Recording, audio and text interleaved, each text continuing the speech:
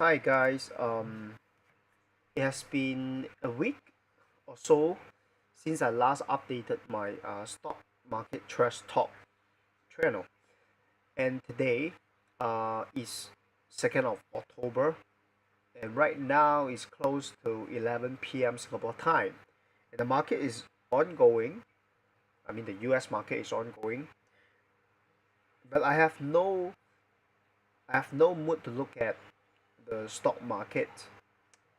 First of all, I don't trade in and out, so whether the market is closed or open, it doesn't really matter to me that much.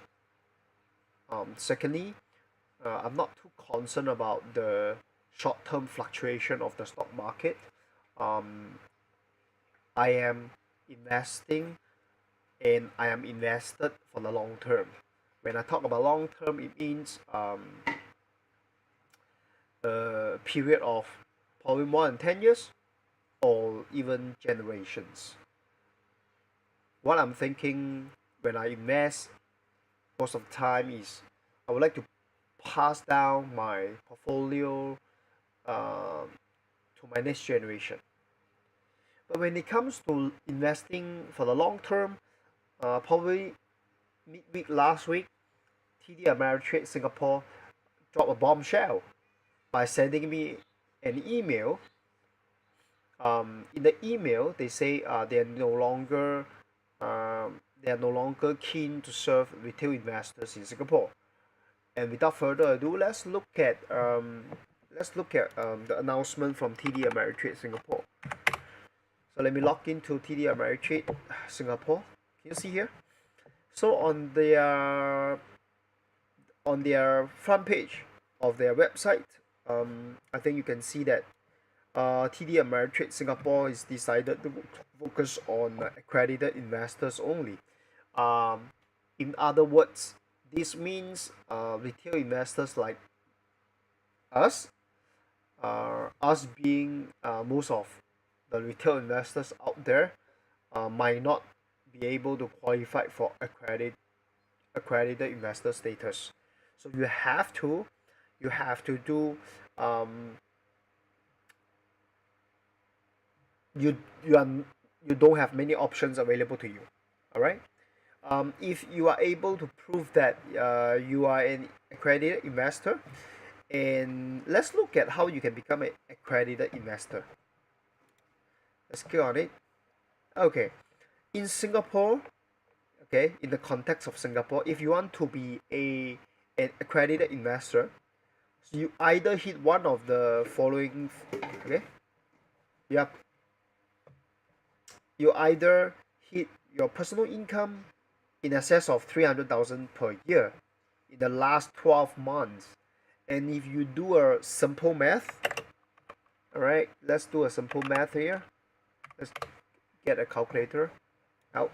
And if you can do a simple math here, 300,000 divided by the last 12 months, basically to be able to qualify for the accredited investor status, you have to make 25,000 per month for the last 12 months.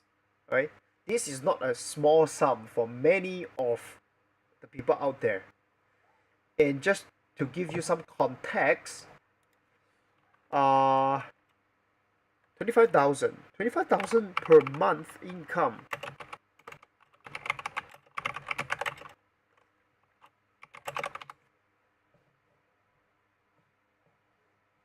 If you are making 25k income per month in Singapore, you are probably no, you are not probably, you are the top, most likely you are the top 5% earners in Singapore.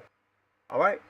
So the first hurdle here is really, really hard for normal people like us to hit. And the next hurdle, if you can't meet the first hurdle, you probably can look at the next hurdle, net personal assets. And what's the definition of net personal assets? Over here it states you must have a net personal assets in excess of 2 million Singapore dollars, of which the net value of your primary place of residence can only contribute up to 1 million Singapore dollars. This means whatever properties in your portfolio, they only contribute up to $1 million, which means you can have more than one property and they can be valued more than a few million dollars, but they can only be counted up to 1 million Singapore dollars. So you still need to have another 1 million Singapore dollars in financial assets in order to meet the second hurdle. If you can't meet the second hurdle, then probably you might want to look at the third hurdle. Net financial assets in excess of 1 million Singapore dollars. And this means, so you must be wondering, what are net financial assets? Okay, so over here, you can click on it, and you can start. But long story short, net financial assets can mean, okay, this is the definition of net financial assets from HSBC.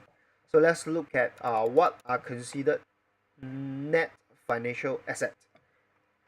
Okay, you can take a look at this. Your latest bank statement, okay, your bank statement, like your fixed deposits, savings. Latest statement from the CDP showing personal assets.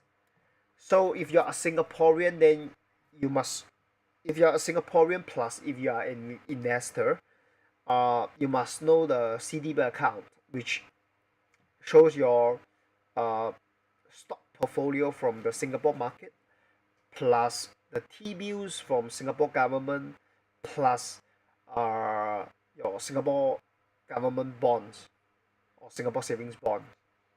Alright, and of course other tradable bonds in Singapore. Alright, so those financial assets are actually stored in the CDP account.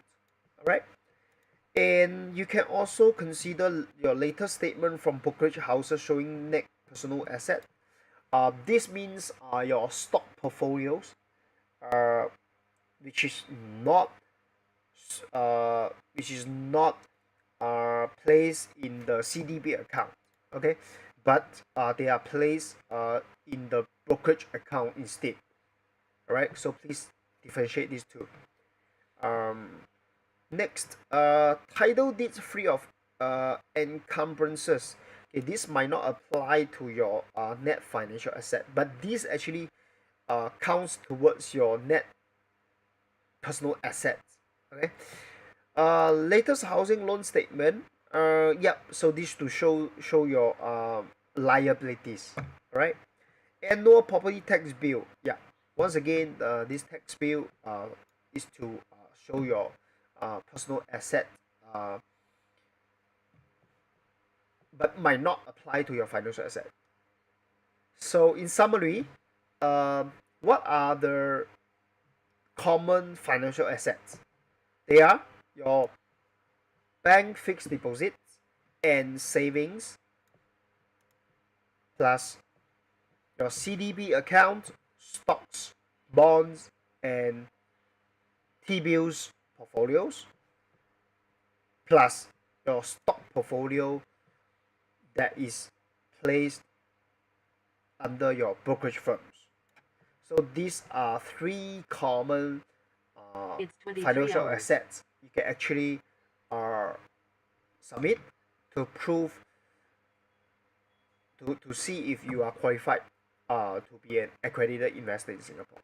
And like I say, one of the three requirements, they are super duper hard to meet. So you might as well consider transfer your account. So these are the timelines for you to actually execute. So please bear in mind the timelines. For my case and my wife's case, I have already uh, started to initiate the transfer of assets from TD Ameritrade to another brokerage firm. One of my favorites, IBKR, right? To transfer the account actually is not too hard. But long story short, from this episode, what I learned is for retail investors like us, we don't have many options.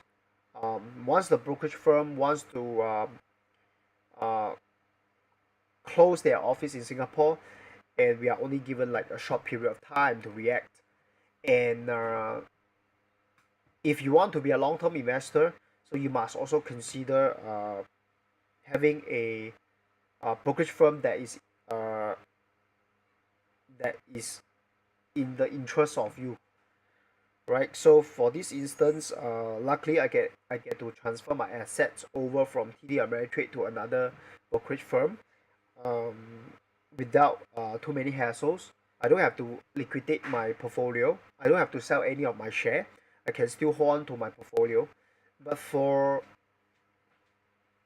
some of other people, uh, they might have to uh, liquidate their account.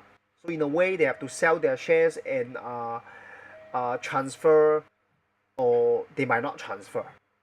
So in a way, this will actually uh, stop their portfolio from compounding. So it's not easy to be a long-term investor. There are a lot of external factors that we can't control. Um, for example, this case, and there are other factors you can't control as well. But for today's episode, I just want to highlight this, so that hopefully next time when I look back at this video and I can actually share with you uh, again. Um, it's not easy to be a long-term investor, even if you can hold on to your stocks. But there are external factors out there that you might not be able to hold on to your stocks for the long term.